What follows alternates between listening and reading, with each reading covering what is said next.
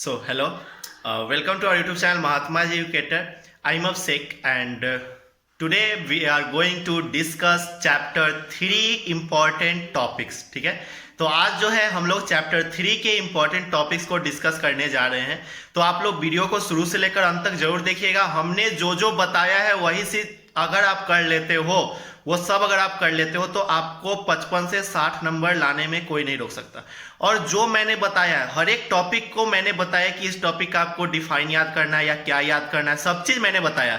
तो आप लोग वीडियो को पूरा शुरू से लेकर अंत तक देखना ताकि आपको अच्छे से ओवरव्यू पता चले। तो ये जो 20 से 30 मिनट का वीडियो आप एकदम स्किप मत करना, स्किप करोगे टॉपिक गायब होगा, फिर हमें मत ब्लेम करना, ठीक है। और अगर इस टॉपिक से बाहर एक भी क्वेश्चन आता है तो हम बोलते हैं, अभी ही हम जो है मतलब बोल दे रहे हैं कि अगर इस टॉपिक से बाहर एक भी क्वेश्चन आ गया तो YouTube पे वीडियो बनाना छोड़ देंगे, YouTube पे वीडियो बनाना छोड़ देंगे, ठीक है। YouTube चैनल डिलीट कर देंगे, ठीक है, अगर इसके बाहर एक भी टॉपिक आ गया तो, ठीक है। चलिए तो मिलते हैं वीडियो में, ठीक है, अपने टॉपिक के साथ। आइए, चलिए ध्यान दीजिए यहाँ पे, ये केमिस्ट्री का चैप्टर 3 का इंपॉर्टेंट टॉपिक्स है, ठीक है। जितना भी इंपॉर्टेंट टॉपिक्स है इस चैप्टर में सबको हम एक साथ कवर किए हैं और जो भी इंपॉर्टेंट चीज है उसको हम इसमें बताए हैं। तो आप लोग पूरा देखना शुरू से लेकर अंत तक, ताकि आपको पता चले कि हमने इसमें बताया क्या है, क्या पढ़ना है आपको, क्या नहीं पढ़ना है आपको, ये सब हम इसमें आपको बताएंगे, ठीक है। चलो तो सबसे पहले इलेक्ट्रोकेमिस्ट्री है ना। तो इलेक्ट्रोकेमिस्ट्री क्या होता है? तो इलेक्ट्रो प्लस केमिस्ट्री बोलते हैं इलेक्ट्रोकेमिस्ट्री। इलेक्ट्रो प्लस केमिस्ट्री को जोड़ के बना है इलेक्ट्रोकेमिस्ट्री। इलेक्ट्रो मतलब इलेक्ट्रिकल एनर्जी, केमिस्ट्री मतलब केमिकल एनर्जी, ठीक है। तो इलेक्ट्रिकल एनर्जी और केमिकल एनर्जी के इंटर कन्वर्जन, ये जो सिंबल है ये इंटर कन्वर्जन का सिंबल है, ठीक है। तो इलेक्ट्रिकल एनर्जी और केमिकल एनर्जी के इंटर कन्वर्जन को ही हम लोग इलेक्ट्रोकेमिस्ट्री बोलते हैं। बात समझ में आ रही है? इलेक्ट्रोकेमिस्ट्री किसको बोलेंगे? चलो तो अब नीचे में देखो, नीचे में हमने जो है इलेक्ट्रोकेमिस्ट्री का डिफिनीशन भी जो है अटैच कर दिया है, ध्यान दो। तो इलेक्ट्रोकेमिस्ट्री का डिफिनीशन क्या है? It is the branch of physical chemistry in which we deals about the interconversion of electrical energy into chemical energy. बात समझ में आ रही है? हमने बोला यह जो है ब्रांच ऑफ फिजिकल केमिस्ट्री है जिसमें जिसमें हम लोग इंटर कन्वर्जन देखते हैं इलेक्ट्रिकल एनर्जी और केमिकल एनर्जी का, ठीक है। एंड वाइस वर्सा, और इसका उल्टा मतलब केमिकल से इलेक्ट्रिकल, इलेक्ट्रिकल से केमिकल। बात समझ में आ रही है? इसी को हम लोग इलेक्ट्रोकेमिस्ट्री बोलेंगे, ठीक है। तो डिफिनीशन बहुत ही ज्यादा इजी है, तो आपको याद कर लेना है इसका डिफिनीशन। उसके बाद कंडक्टिविटी दो टाइप का होता है। कंडक्टिविटी आपको जान लेना है कि भाई साहब कंडक्टिविटी क्या होता है, ठीक है। तो कंडक्टिविटी क्या होता है? कंडक्टिविटी जस्ट मतलब कि किसी भी चीज को कंडक्ट करने का एबिलिटी को कंडक्टिविटी कहते हैं, ठीक है। तो कंडक्टिविटी में सबसे पहला आता है इलेक्ट्रॉनिक कंडक्टिविटी, ठीक है। क्या? Electronic conductivity. और second one is electrolytic conductivity. तो भाई साहब इलेक्ट्रॉनिक कंडक्टिविटी क्या होता है पता थी? तो इलेक्ट्रॉनिक कंडक्टिविटी को आपको जान लेना है अच्छे से, ठीक है। अच्छा हम आपको शॉर्ट में यहाँ पे बता दे रहे हैं। इलेक्ट्रॉनिक कंडक्टिविटी जो है सॉलिड में होता है, और सॉलिड में फ्री इलेक्ट्रॉन होता है। सॉलिड में क्या होता है? फ्री इलेक्ट्रॉन होता है। और electronic conductivity inversely proportional to temperature होता है, ठीक है। ये जो है इलेक्ट्रॉनिक कंडक्टिविटी का हल्का हल्का टोटका है, ठीक है। उसके बाद electrolytic conductivity. Electrolytic conductivity liquid में होता है। इसमें जो है लिक्विड में फ्री आयंस होता है। और इलेक्ट्रोलिटिक कंडक्टिविटी को आर से डिनोट करते हैं, और आर जो है डायरेक्टली प्रोपोर्शनल टू टेम्परेचर होता है। बात समझ में आ रही है? तो ये सब चीजें जो है ध्यान देने वाली बात है।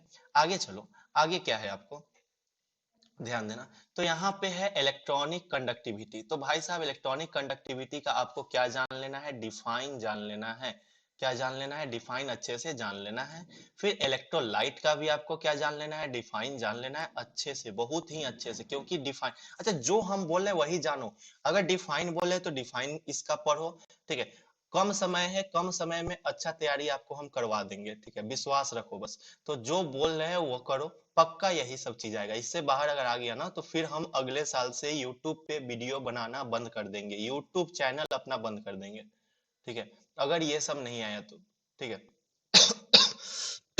इलेक्ट्रॉन मतलब कि इससे बाहर आया, सिलेबस से बाहर जो हम बता रहे हैं उससे बाहर अगर आ गया तो हम YouTube पे बनाना बंद कर देंगे वीडियो, ठीक है।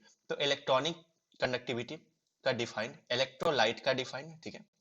और इलेक्ट्रोलाइट में सबसे पहला टाइप होता है strong electrolyte, second one is weak electrolyte. Strong electrolyte किसको कहेंगे? जिसका अल्फा 100% हो, अल्फा बराबर 100%, उसको हम लोग स्ट्रॉन्ग इलेक्ट्रोलाइट कहेंगे। मतलब अल्फा क्या होता है? डिग्री ऑफ डिसोसिएशन होता है, डिग्री ऑफ डिसोसिएशन होता है, ठीक है। बात पढ़ोगे ना, नोट्स पढ़ोगे तो आपको समझ में। और नोट्स जो है कहाँ मिलेगा? तो नोट्स नीचे डिस्क्रिप्शन बॉक्स में अवेलेबल है। नोट्स जो है आपका कहाँ अवेलेबल है? नीचे डिस्क्रिप्शन बॉक्स में अवेलेबल है लिंक इसका।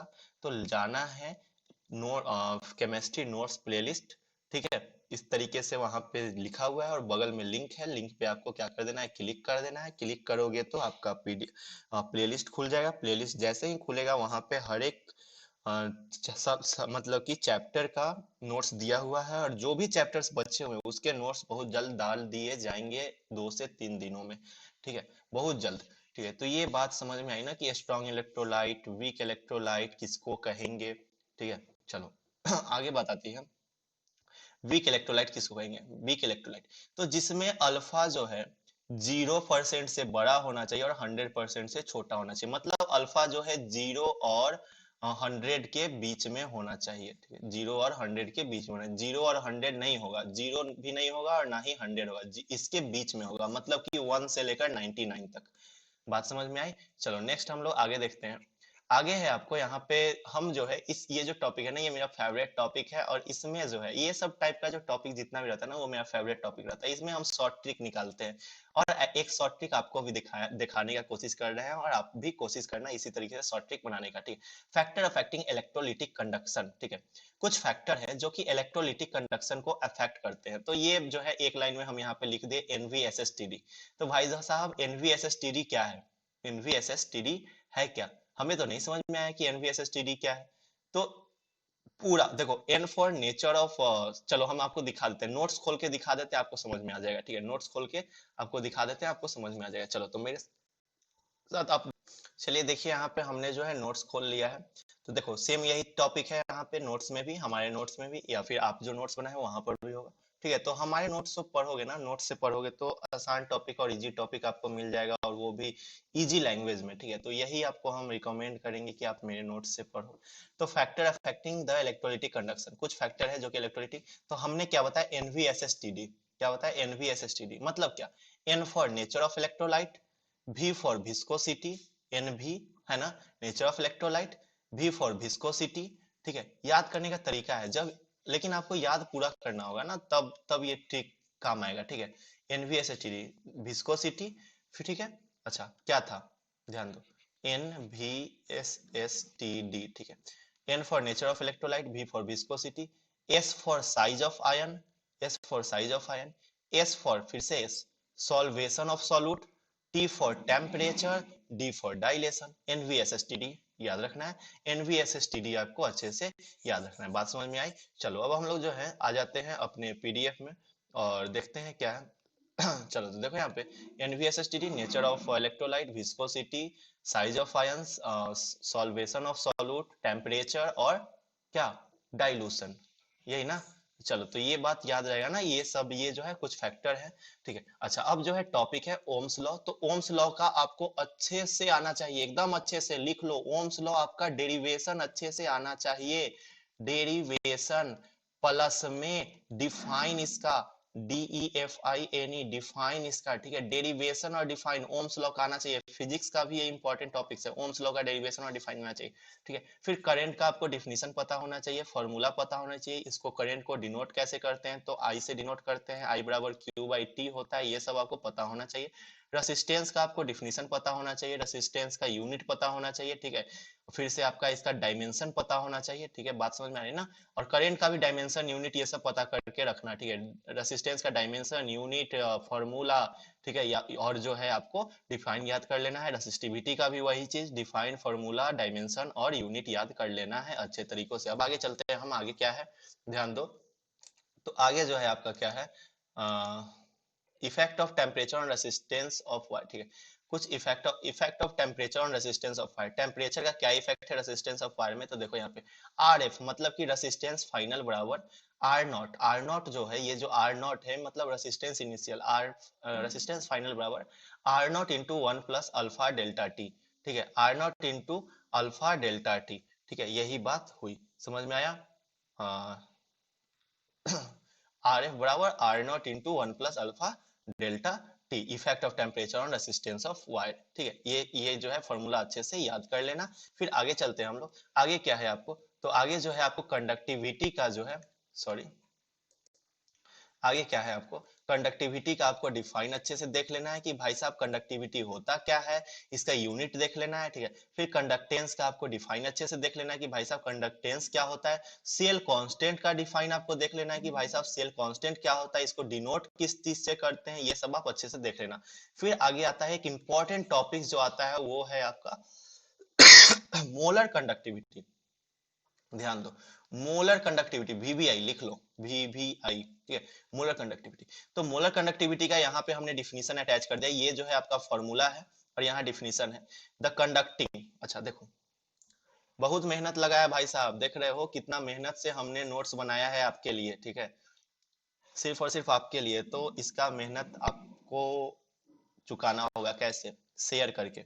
देखो, the conducting ability of all the ions, the conducting ability of all the ions present in 1m solution is called molar conductivity। ठीक है, वह conducting ability जो कि 1m solution, 1m याद रखना, m मतलब मोलारिटी, 1m सॉल्यूशन में present होता है उसको बोलते हैं मोलर कंडक्टिविटी। ठीक है, ध्यान रखना। और ये जो है आपको कंडक्टिविटी का कंडक्टिविटी को इस तरीके से डिनोट करते हैं, उल्टा भी जो है कंडक्टिविटी को डिनोट करते हैं इस तरीके से कंडक्टिविटी को, और एम लगा दिए मतलब मोलर कंडक्टिविटी। क्या है मोलर कंडक्टिविटी?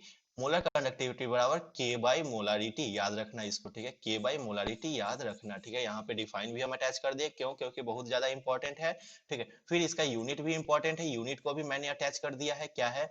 महोमीटर। महोमीटर समझ रहे हो ना, महो, ओम का उल्टा महो होता है, याद है ना, ओम का उल्टा। या फिर इसको बोल सकते हो ओम इनवर्स भी बोल सकते हो। ठीक है, ohm inverse minus M minus litre mole inverse. ठीक है, ये भी आपका यूनिट होगा, और करके ये लिख सकते हो। ठीक है, ध्यान दो, महो मीटर इनवर्स लीटर पर मोल। ठीक है, इसको मोल इनवर्स इस तरीके से यूनिट अच्छे से याद कर लेना है, क्योंकि यूनिट पूछ देता है, या फिर आपसे डिफाइन भी पूछेगा ना तो यूनिट। ठीक है, डिफाइन अगर आपसे पूछ देगा, बोलेगा कि भाई साहब आप मोलर कंडक्टिविटी बताइए क्या होता है, तो मोलर कंडक्टिविटी में तो सबसे पहले तो इसका डिफिनीशन हम लोग ये लिख देंगे। उसके बाद आपको नीचे में क्या लिखना होगा, इसका फॉर्मूला आपको लिख देना होगा। डिफाइन पूछेगा, देखो 2 नंबर का डिफाइन पूछ सकता है, तो 2 नंबर हमको पाने के लिए क्या क्या लिखना है, सिर्फ और सिर्फ ये वाला लिख देने से काम नहीं चलेगा, आपको इसका डिफाइन भी लिखना होगा, प्लस में इसका फॉर्मूला भी लिखना होगा, प्लस में इसका यूनिट भी लिखना होगा। जब इतना लिख दोगे तो आपको नंबर मिल जाएगा 2 में 2। अगर अगर सिर्फ और सिर्फ ये वाला लाइन लिख देते हो, ये वाला कि भाई साहब मोलर कंडक्टिविटी इसको कहते हैं, तो यहाँ पे जो है आपको 1.5 नंबर मिलेगा, 1/2, 1/2, 1/2, 1/2 नंबर कट जाएगा। तो 2 नंबर लेना है हमको, आधा नंबर नहीं लेना। 2 नंबर लेने के लिए ये वाला लिखना होगा और यूनिट लिखना होगा। बात समझ में आ रही है? चलो, 2 नंबर लेना है। ठीक है, आगे चलो। आगे है आपका इक्विवेलेंट कंडक्टिविटी। क्या है? इक्विवेलेंट कंडक्टिविटी है कि इक्विवेलेंट कंडक्टिविटी होता क्या है, ध्यान दो। तो इक्विवेलेंट कंडक्टिविटी का यहाँ पे हमने डिफाइन अटैच कर दिया, the conducting ability of all the ions present in 1n solution is called equivalent conductivity. Conducting ability सभी आयन का जो कि किस में प्रेजेंट होगा, 1n सॉल्यूशन में प्रेजेंट होगा, उसी को जो है हम लोग क्या बोलेंगे, इक्विवेलेंट कंडक्टिविटी बोलेंगे। और इक्विवेलेंट कंडक्टिविटी बराबर फॉर्मूला यहाँ पे अटैच हमने कर दिया है, k इंटू 100 बटे का n, k इंटू 100 बटे का n, याद रखना, k इंटू 100 बटे का n। ठीक है, अच्छा यहाँ पे जो है एक और चीज याद रखना, क्या है, यहाँ सॉरी 1000 होना चाहिए था, देख लेना एक बार नोट्स में, चेक कर लेना 100 है या 1000 है, एक बार नोट्स में चेक कर लेना। ठीक है, यूनिट क्या होता है इक्विवेलेंट कंडक्टिविटी का, महो पर मीटर स्क्वायर। ठीक है, महो मीटर स्क्वायर पर ग्राम इक्विवेलेंट, पर ग्राम इक्विवेलेंट, याद रखना, यूनिट आपको अच्छे से याद होना चाहिए। तो अगर आपसे पूछ दे कि भाई साहब डिफाइन कीजिए इक्विवेलेंट कंडक्टिविटी, तो आपको ये भी लाइन लिखना है, ये फॉर्मूला भी लिखना है, और ये यूनिट भी लिखना है। याद रखना, सभी इंपॉर्टेंट चीज हम आपको यहाँ पे कवर कर रहे हैं। ठीक है भाई साहब, चलिए आगे चलते हैं, आगे देखते हैं क्या है। तो आगे एक रिलेशन है, ध्यान से देखो, क्या है, relation between molar conductivity and equivalent conductivity. क्या रिलेशन है मोलर कंडक्टिविटी और इक्विवेलेंट कंडक्टिविटी में? देखो, तो मोलर कंडक्टिविटी बराबर इक्विवेलेंट कंडक्टिविटी इनटू वैलेंसी। यही रिलेशन है। मोलर कंडक्टिविटी बराबर इक्विवेलेंट कंडक्टिविटी इनटू वैलेंसी, यही जो है आपका क्या है रिलेशन है। बात समझ में आ रही है? चलो अब आगे चलते हैं। आगे जो है आपका Debye Huckel Onsager equation है।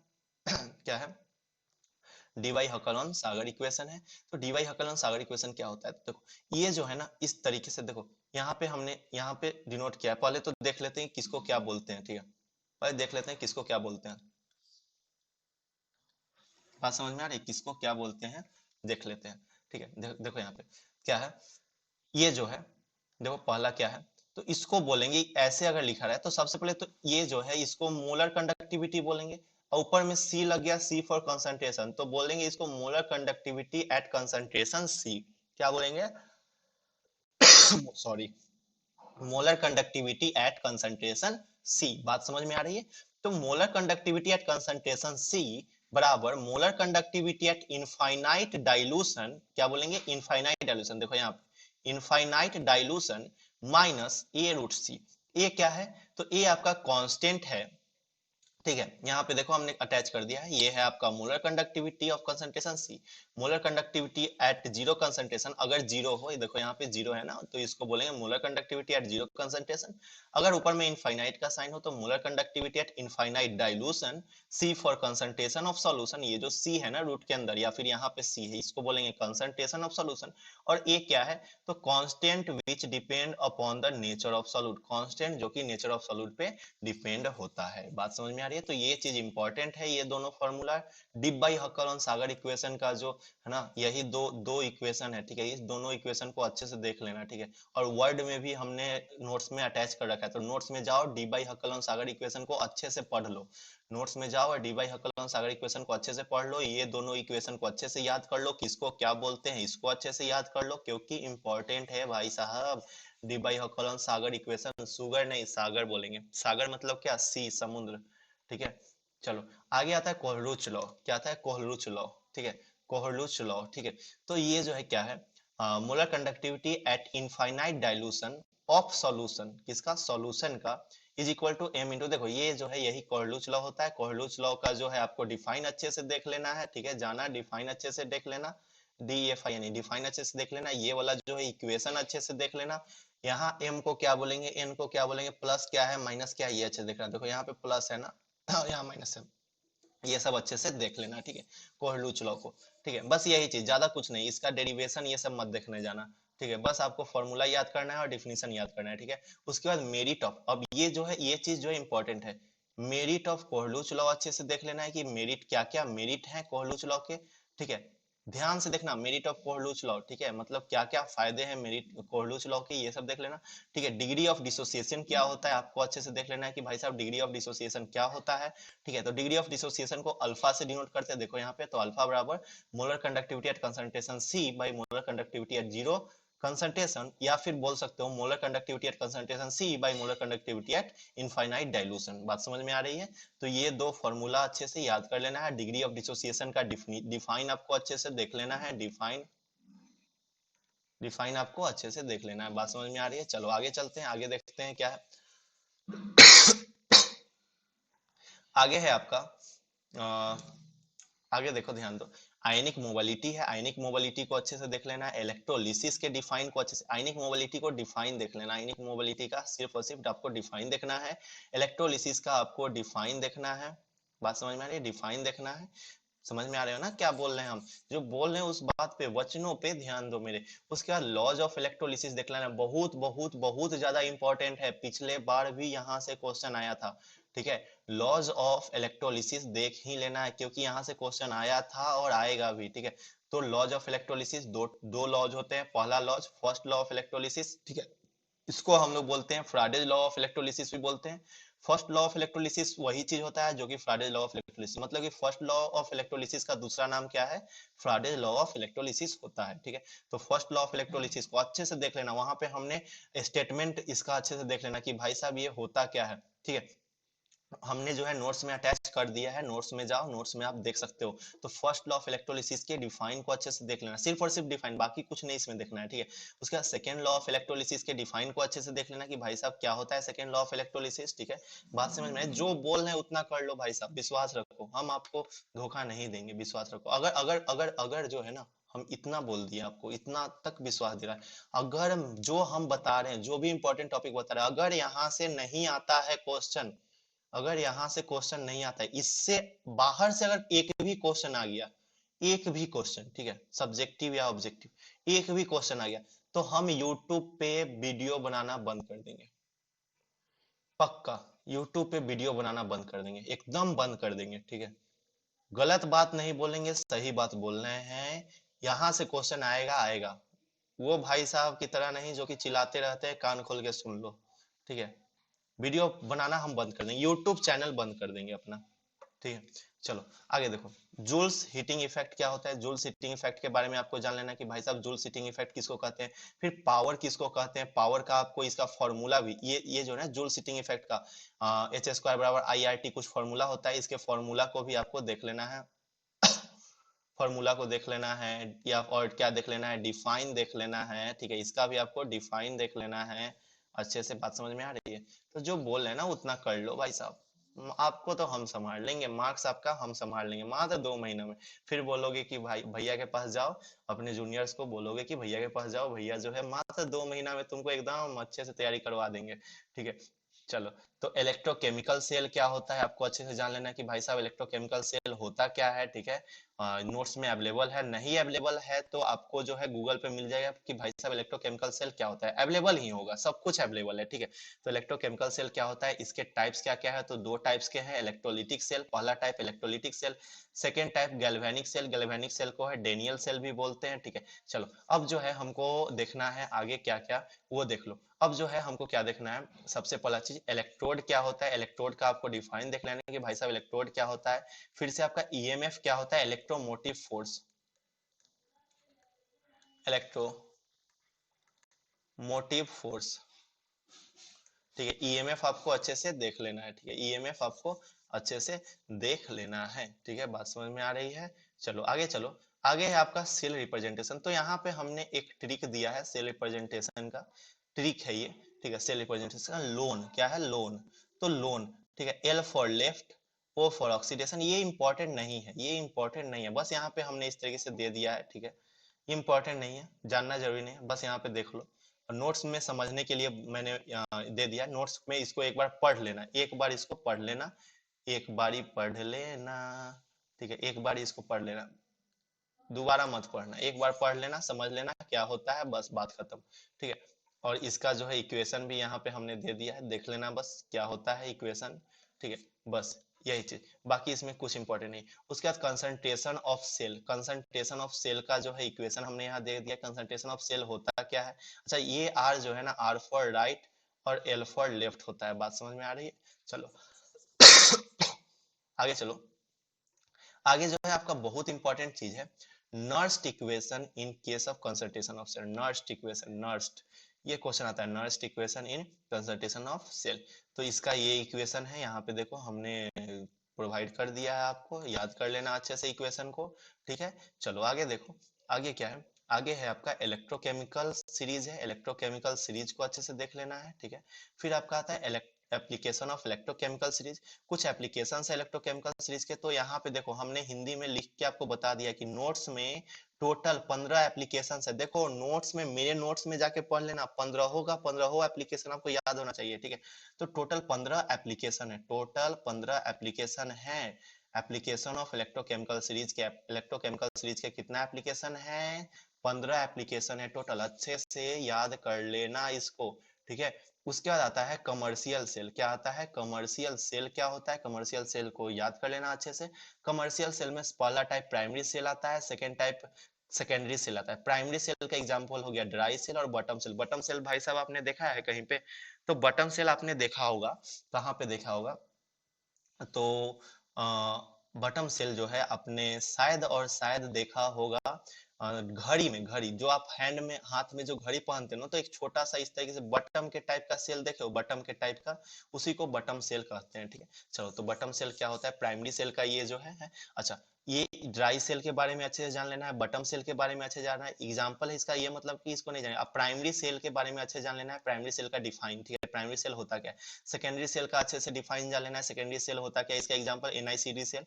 ठीक है, एनआईसीडी सेल कहने का मतलब क्या, एनआई मतलब निकल, निकल, सीडी मतलब क्या, सीधा NICD cell. Lead storage cell, second one is lead storage cell, बहुत इंपॉर्टेंट है। ठीक है, चलो आगे चलते हैं। आगे आ जाओ। आगे है आपका लीड, यहाँ पे जो है कुछ कुछ जान लेना है आपको, ये चारों चीज को जान लेना है। चार एग्जांपल था ना, तो चारों चीज, लीड स्टोरेज सेल को अच्छे से जान लेना है, बॉटम सेल को जान लेना है, और बॉटम सेल को ही मरकरी सेल भी बोलते हैं हम लोग। ठीक है, ड्राई सेल को अच्छे से जान लेना है, एनआईसीडी सेल को जान लेना है। ठीक है, अच्छे से ये तीन चारों को अच्छे से जान लेना है, डिफाइन, ये चारों का डिफाइन अच्छे से जान लेना है। ठीक है, डिफाइन सिर्फ जानना है, बाकी कुछ जानने की जरूरत नहीं, सिर्फ और सिर्फ आपको डिफाइन जान लेना है अच्छे से। ठीक है, क्या जान लेना है, डिफाइन अच्छे से जान लेना है। ठीक है, उसके बाद जो है रस्टिंग और कोरोजन, रस्टिंग को ही कोरोजन बोलते हैं, तो रस्टिंग अच्छे से जान लेना है कि भाई साहब रस्टिंग होता क्या है। ठीक है, और ये जो है बचपन से सीखते आ रहे हो कि रस्टिंग क्या होता है, जंक, जंक लगना को रस्टिंग कहते हैं। ठीक है, तो फैक्टर अफेक्टिंग कोरोजन, ठीक है, फैक्टर अफेक्टिंग कोरोजन जान लेना है अच्छे से कि भाई साहब फैक्टर अफेक्टिंग कोरोजन होता क्या है।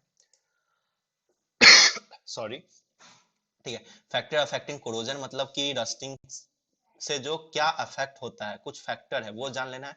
फिर प्रिवेंटेशन ऑफ रस्टिंग जान लेना है, कुछ प्रिवेंटिंग जान लेना है, मतलब कि रस्टिंग से कैसे हम जो है बचा सकते हैं। तो आपको पता है ना, रस्टिंग से जंग जो है कैसे बचा सकते हैं जंग से, तो पेंट करके। तो यहाँ पे हमने अटैच कर दिया है पेंटिंग से, by the method of painting. ठीक है, पेंट करके हम लोग बचा सकते हैं। ठीक है, रस्टिंग से प्रिवेंटेशन। ठीक है, उसके बाद जो है हम लोग बचा सकते हैं वायलिंग से, बचा सकते हैं वायलिंग से, ग्रीसिंग से बता सकते हैं, ग्लेवेनाइजेशन से बता सकते हैं। ग्लेवेनाइजेशन का डिफाइन आपको अच्छे से जान लेना है, DE FINE, डिफाइन अच्छे से जान लेना है। एंटी रस्टिंग सॉल्यूशन आपको अच्छे से जान लेना है, इलेक्ट्रो पेंटिंग अच्छे से जान लेना है। तो ये 6 मेथड है जिससे जो है हम लोग पेंटिंग को जो है मतलब कि रस्टिंग से बचा सकते हैं किसी भी चीज को। ठीक है, उसके बाद most important things is that this topic. ठीक है, क्या है, H2O2 फ्यूल, याद रखना H2O2 फ्यूल। H2O2 फ्यूल जो है बहुत इंपॉर्टेंट टॉपिक है, बहुत ही ज्यादा इंपॉर्टेंट टॉपिक है, VVI लगा लो, VVI। ठीक है, क्या है, out of all fuel cell, सभी फ्यूल सेल में H2O2 fuel cell is more important. H2O2 fuel cell जो है बहुत ही ज्यादा इंपॉर्टेंट है। क्यों इंपॉर्टेंट है, because it is pollution free. क्यों, क्योंकि यह पॉल्यूशन फ्री होता है। अब क्यों पॉल्यूशन फ्री होता है उसके बारे में जान लो। Because its final product is water, क्योंकि इसका जो फाइनल प्रोडक्ट है वो क्या होता है, वाटर होता है, मतलब H2O होता है। ठीक है, तो बात समझ में आई। H2O2 फ्यूल क्या होता है, तो यहाँ पे उसका डिफाइन दिया हुआ है जो हमने वही बताया, out of all fuel cell H2O2 fuel cell is more important because it is pollution free, because its final product is water. ठीक है,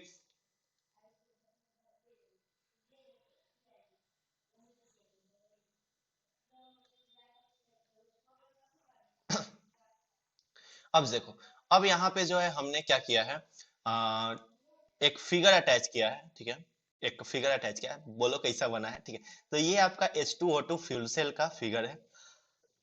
ठीक है, यहाँ पे लिख लेना, ये जो है H2 प्लस O2, यहाँ पे लिख लेना H2O2। ठीक है, इस तरीके से लिख लेना। ठीक है, यहाँ छूट गया है, तो ये जो है आपका ये वाला, इसको बोलेंगे एनोड, एनोड बोलेंगे माइनस वाला।